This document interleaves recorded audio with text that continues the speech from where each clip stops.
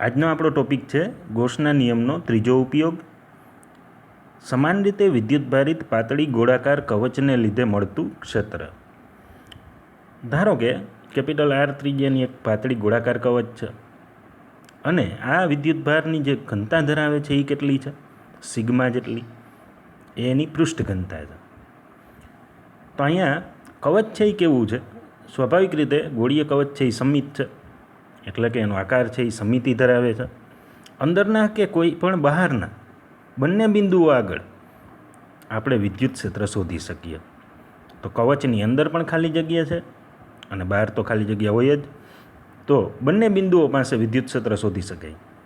વિદ્યુત ક્ષેત્ર શોધવા માટે આપણે બે કેસની જરૂર પડશે. એમાં પહેલો કેસ છે કવચની બહારના બિંદુએ ક્ષેત્ર. તો ગોળાકાર કવચ છે એ કેના જેવું હોય? તો કે ટેનિસનો બોલ છે એ ગોળાકાર કવચ તરીકે આપણે એને વિચારી શકીએ. ફૂટબોલ છે, વોલીબોલ છે. તો વોલીબોલ છે એની ઉપરની સપાટી જે છે એની ઉપર વિદ્યુત ભારનું વિતરણ થયેલું છે એવું આપણે ધારી લઈએ. અંદરનો ભાગ ખાલી છે અને બહારનો ભાગ છે એમાંય હવા છે એ પણ ખાલી છે. એનો મતલબ કે અહીંયા પહેલો કેસ છે કવચની બહારના બિંદુએ ક્ષેત્ર કેમ શોધવું. તેની માટે આકૃતિ આપી છે બાજુમાં, એ જોઈએ. ધારો કે આકૃતિમાં દર્શાવ્યા મુજબ કવચનું કેન્દ્ર છે O. કવચના કેન્દ્ર Oથી કવચનું જે પૃષ્ઠ છે એની ત્રિજ્યા છે કેપિટલ R અને બહારનું કોઈ બિંદુ છે P જેની ત્રિજ્યા છે કેન્દ્ર Oથી સ્મોલ r. તો આ બહારનું જે P કેન્દ્ર છે એ P કવચના કેન્દ્રથી એટલે કે Oથી R અંતરે છે.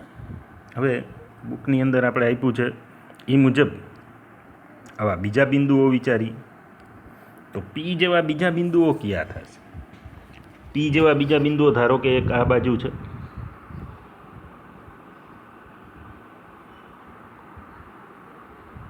ને આપણે કહી દઈએ P ડેશ. કોઈ એક બિંદુ અહીંયા છે એને કહી દઈએ P ડબલ ડેશ. આ બધા બિંદુઓની ત્રિજ્યા કેન્દ્રથી સમાન હશે. એટલે કે આ જે એક સપાટી આપણે વિચારી છે એને નામ આપી દઈએ ગૌસિયન સપાટી. એ ગૌસિયન સપાટી ઉપર જેટલા બિંદુઓ હશે ત્યાં આપણને ક્ષેત્રનું મૂલ્ય સમાન મળશે, કારણ કે બધા જ કેન્દ્રથી સમાન અંતરે આવેલા છે. તો હવે જોઈએ એની ગણતરી.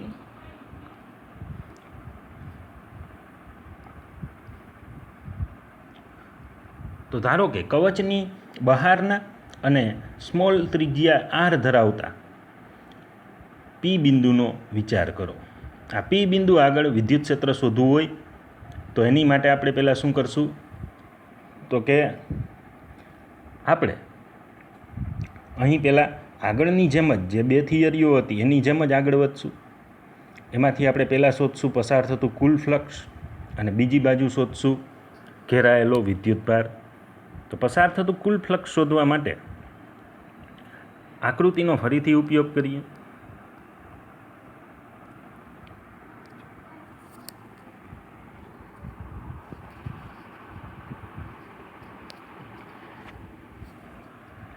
તો આકૃતિમાં જોઈ શકાય કે કવચનું જે પૃષ્ઠ છે એના ઉપર વિદ્યુતભારનું વિતરણ થયેલું છે. ગૌસિયન સપાટી છે એ એની ઉપરની દિશામાં છે, એટલે કે ઉપર તરફ છે. એનો મતલબ કે આ જે કવચ છે ગૌસિયન સપાટી વડે ઘેરાયેલું છે, એટલે કે ગૌસિયન સપાટીની અંદરનું કવચ છે. કવચ ઉપર ધારો કે ધન વિદ્યુતભાર હોય તો તેમાંથી ક્ષેત્ર બહાર નીકળતી દિશામાં હશે. તો આ P બિંદુની જ આપણે વાત કરીએ તો એમાં ક્ષેત્ર એની દિશા થશે E અને સપાટીને દોરેલો લંબ એટલે કે સપાટીનો સદિશ એની દિશા કઈ થશે? તો કે એની દિશા પણ Eની દિશામાં જ થશે. એટલે કે બંને એકબીજાને સમાંતર છે. તો આગળ આપણે જોઈએ તો બે બિંદુઓ બીજા P ડેશ અને P ડબલ ડેશ એ બંને બિંદુઓ પાસે પણ આવી જ પરિસ્થિતિ હશે.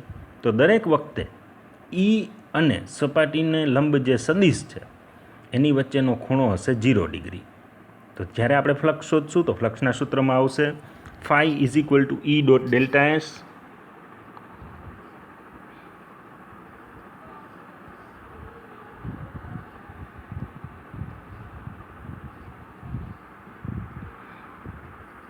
એમાં આપણે મૂકશું phi is equal to E delta S cos 0. Cos 0ની કિંમત છે 1 એટલે ફાઈ બરાબર આવશે ઈ ડેલ્ટા એસ. હવે આ જે ડેલ્ટા એસ છે એ શું છે તો કે આપેલા નાના ખંડ માટે ક્ષેત્રફળ. આપેલા નાના ખંડ માટે એટલે કે કોઈ પી બિંદુ આપણે લીધું છે તો એ પી બિંદુની નજીકનો જે ખંડ છે સપાટી ઉપર એનું ક્ષેત્રફળ એટલે કે નાનકડું ક્ષેત્રફળ. પણ આપણે તો આખી સપાટીમાંથી પસાર થતું ફ્લક્સ જોતું છે, તો એ શોધવા માટે આપણે શું કરશું, આવા બધા જ ક્ષેત્રફળ ખંડોનો સરવાળો કરશું અને બધા જ ક્ષેત્રફળ ખંડ માટે જે ફ્લક્સ મળે એનો સરવાળો કરશું. તો કુલ સપાટીનું ક્ષેત્રફળ કેટલું થશે? કુલ સપાટીનું ક્ષેત્રફળ થશે એસ બરાબર, આ એક કવચ છે અને ગોળાકાર કવચ છે, તો સપાટીના ક્ષેત્રફળનું સૂત્ર શું આવશે? 4πr². તો આ સૂત્ર છે એ આ ડેલ્ટા એસને લાગુ પાડશું કેની માટે? કુલ ફ્લક્સ માટે. તો જ્યારે આપણે કુલ ફ્લક્સ મૂકશું ત્યારે એમાં આ ક્ષેત્રફળ ધ્યાનમાં લેશું. બીજું, આ સપાટી વડે ઘેરાયેલો વિદ્યુતભાર. તો અહીંયા બુકની અંદર આપેલું છે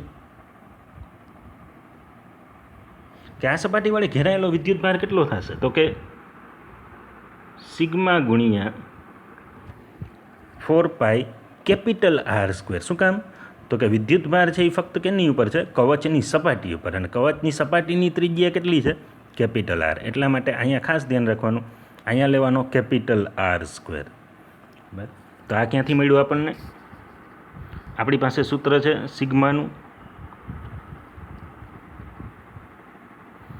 સિગ્માનું સૂત્ર છે ક્યુના છેદમાં એ. તેથી ક્યુ બરાબર સિગ્મા ગુણ્યા એ. એમાં આ જે એ છે એટલે કે એરિયા એટલો થશે 4πR². એનો મતલબ કે આ છે એનું કુલ ક્ષેત્રફળ. તો આ સપાટી વડે ઘેરાયેલો વિદ્યુતભાર. હવે આપણે ગોસના નિયમ મુજબ સૂત્ર લગાવીએ. તો ગોસના નિયમ મુજબ સૂત્ર કેવું થશે?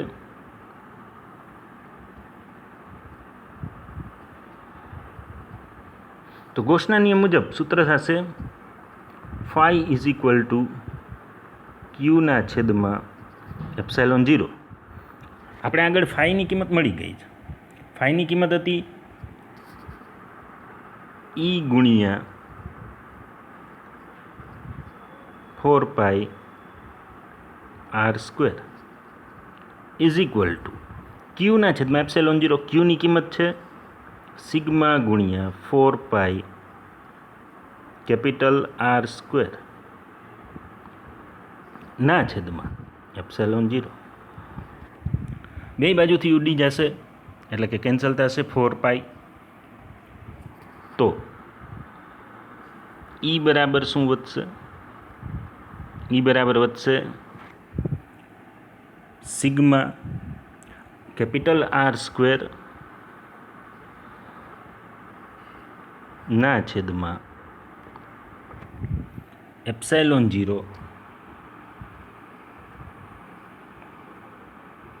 Small r². આ સૂત્ર બુકની અંદર અહીંયા ગણતરી કરીને આપ્યું છે. તો અહીંયા જોઈ શકાય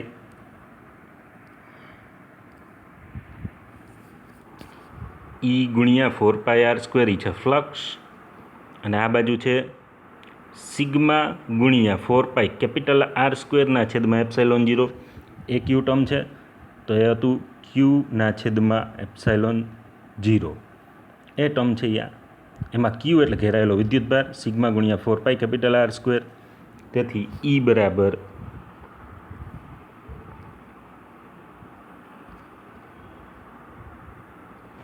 સિગ્મા કેપિટલ R² ના છેદમાં ε0 R². એના બરાબર હવે શું મૂકશું તો કે આગળ જે આપણને ઘેરાયેલો વિદ્યુત ભાર છે એનું સૂત્ર મળ્યું હતું ક્યુ બરાબર 4π કેપિટલ આર સ્ક્વેર સિગ્મા, એમાંથી સિગ્મા કેપિટલ આર સ્ક્વેરને કરતાં બનાવી દે તો એના ઇઝ ઇક્વલ ટુ થશે ક્યુના છેદમાં 4π. આ ક્યુના છેદમાં 4πની કિંમત આ જે સિગ્મા આર સ્ક્વેર છે એની જગ્યાએ મૂકી દઈએ તો આપણને આ જવાબ મળશે. તો સિગ્મા આર સ્ક્વેર બરાબર શું મૂકશું? ક્યુના છેદમાં 4π. ક્યુના છેદમાં 4π મૂકશું એટલે સૂત્ર થઈ જશે ક્યુના છેદમાં 4π એપ્સાઇલોન 0 આર સ્ક્વેર. તો આ સૂત્ર છે પાતળી ગોળાકાર કવચને લીધે બહારના બિંદુએ વિદ્યુત ક્ષેત્રનું સૂત્ર.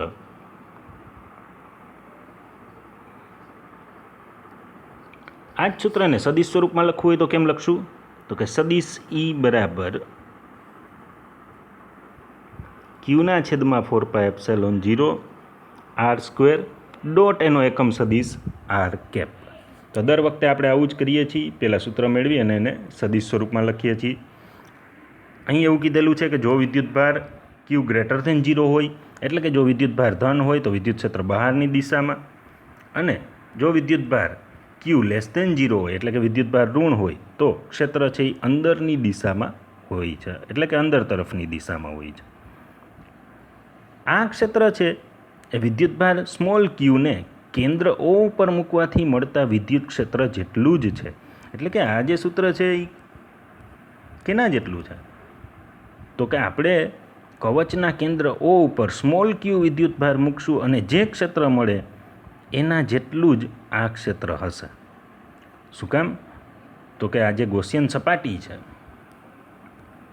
એ ગૌસિયન સપાટીની અંદરના ભાગમાં કવચ છે અને આ કવચ ઉપરનો વિદ્યુત ભાર જાણે કે તેના કેન્દ્ર ઉપર કેન્દ્રિત થયેલો હોય તેવી રીતે વર્તે છે. આમ કવચની બહારના બિંદુઓ માટે સમાન રીતે વિદ્યુતભારિત કવચને લીધે મળતું ક્ષેત્ર જાણે કે કવચનો સમગ્ર વિદ્યુતભાર તેના કેન્દ્ર ઉપર કેન્દ્રિત થયેલો હોય ત્યારે મળતા ક્ષેત્ર જેટલું જ હોય છે. એનો મતલબ કે સપાટી જે છે ગૌસિયન સપાટી એની અંદર આપણે કવચ લીધી છે, એ કવચ ઉપર જેટલો વિદ્યુતભાર છે એ બધો જ જાણે કે આ આપેલું કેન્દ્ર ઓ હોય એના ઉપર કેન્દ્રિત થયો હોય એવી જ રીતે આનો જવાબ મળે છે. તો ગૌસિયન સપાટીની અંદર જેટલી સપાટી હશે વિદ્યુતભારિત એ બધી જાણે કે કવચના કેન્દ્ર ઓ ઉપર છે એવી રીતે આનો જવાબ મળે છે. એનો મતલબ કે વિદ્યુતભાર ક્યુ છે અને તમે અહીંયા ધારી લ્યો કેન્દ્ર ઉપર તો પણ સમીકરણની અંદર કોઈ ફરક પડશે નહીં. તો આ ખાસ ધ્યાન રાખજો. તો પહેલો કેસ, પહેલા કેસની અંદર આપણે જોયું કવચની બહારના બિંદુએ ક્ષેત્ર. બીજો કેસ છે એની માટેની આકૃતિ હમણાં જોઈએ. બીજો કેસ છે કવચની અંદર ક્ષેત્ર. તો કવચની અંદર ક્ષેત્ર એની આકૃતિ પણ સિમ્પલ છે. એમાં આપણે શું કરવાનું છે? ગૌસિયન સપાટી છે એને બહારની બદલે અંદર તરફ લેવાની છે અને પી બિંદુ છે એને પણ આપણે અંદર લીધેલું છે. તો આ આરામથી આકૃતિમાં આપણે જોઈ શકીએ કે આ પી બિંદુ છે એ અંદર તરફ છે એટલે કે કવચની અંદર છે. તો આપણે વિચારી શકીએ કે આ જે ગૌસિયન સપાટી છે એ ગૌસિયન સપાટી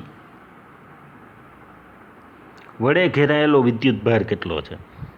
તો આ ગૌસિયન સપાટીની અંદર તો કોઈ વિદ્યુતભાર દેખાતો જ નથી. એનો મતલબ કે આ ગૌસિયન સપાટી વડે ઘેરાયેલો વિદ્યુતભાર છે 0. બાકી જે ગણતરી ફ્લક્સની છે એ આપણે ઉપર કરી એમ જ કરશું.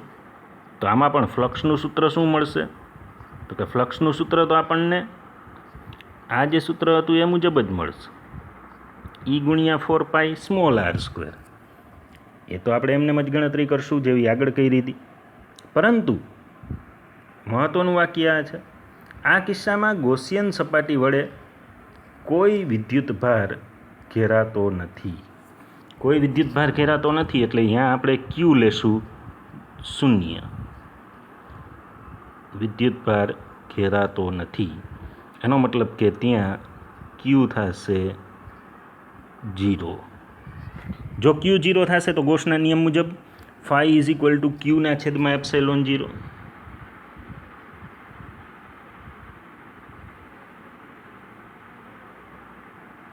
હવે ફાઈની કિંમત શું છે? ફાઈની કિંમત છે ઈ ગુણ્યા 4 સ્મોલ આર સ્ક્વેર એના બરાબર ક્યુ. હવે ક્યુ કેટલો છે તો કે 0, એટલે 0ના છેદમાં એપ્સિલોન 0. 0ના છેદમાં કંઈ પણ એટલે 0. તો અહીંયાથી આ સ્ટેપ આવશે જે બુકની અંદર આપ્યું છે. ઈ ગુણ્યા 4 સ્મોલ આર સ્ક્વેર એ થશે 0. આ 4 સ્મોલ આર સ્ક્વેરને પાછું 0ના છેદમાં જવા દઈએ તો જવાબ આવશે ઈ બરાબર 0. એનો મતલબ કે સમાન રીતે વિદ્યુતભારિત પાતળી ગોળાકાર કવચને લીધે કવચની અંદરના બધા બિંદુઓએ વિદ્યુત ક્ષેત્ર શૂન્ય હોય છે. આ વાક્ય છે એ અતિ મહત્ત્વનું છે. આપણને કોઈ પણ રીતે MCQમાં અથવા તો શોર્ટ ક્વેશ્ચનમાં ગમે એ રીતે પૂછાઈ શકે. સમાન રીતે વિદ્યુતભારિત પાતળી ગોળાકાર કવચને લીધે અંદરના બધા બિંદુઓએ વિદ્યુત ક્ષેત્ર હંમેશા શૂન્ય હોય છે. તો કવચની અંદરના બધા બિંદુએ આપણે વિદ્યુત ક્ષેત્ર કેટલું લેશું? હંમેશા શૂન્ય. તો આ અગત્યનું પરિણામ એ કુલમના નિયમ ઉપરથી મળેલા ગોસના નિયમ ઉપરથી સીધું જ મળી જાય છે. એટલે કે આપણે ગોસનો નિયમ વાપરી અને આ પરિણામ મેળવી શકીએ, અને અહીંયા આપણે મેળવેલું પણ છે. આ પરિણામની પ્રાયોગિક ચકાસણી કુલમના નિયમના 1/r² જે ટર્મ આવતું હતું એને સમર્થન આપે છે. કારણ તો કે આની અંદર જે અંતર 1/r² છે એ 0ના છેદમાં જશે, એટલે કે આ જે 4πr² છે એ 0ના છેદમાં જશે. તો ઈ પ્રપોર્શનલ ટુ 1/r² થશે. એટલે એ તો કુલમના નિયમ મુજબ જ છે, પરંતુ અહીંયા ઘેરાયેલો વિદ્યુતભાર 0 છે એટલા માટે આપણને ક્ષેત્ર છે એ શૂન્ય મળે છે. તો આ તો ગોસના નિયમનો ત્રીજો ઉપયોગ. નેક્સ્ટ લેક્ચરમાં આપણે ગોસના નિયમનો ચોથો ઉપયોગ જોશું, પણ એ ચોથો ઉપયોગ તમને બુકની અંદર એક ઉદાહરણના સ્વરૂપમાં આપ્યો છે. એટલે નેક્સ્ટ લેક્ચરમાં આપણે જોશું ઉદાહરણ 1.13.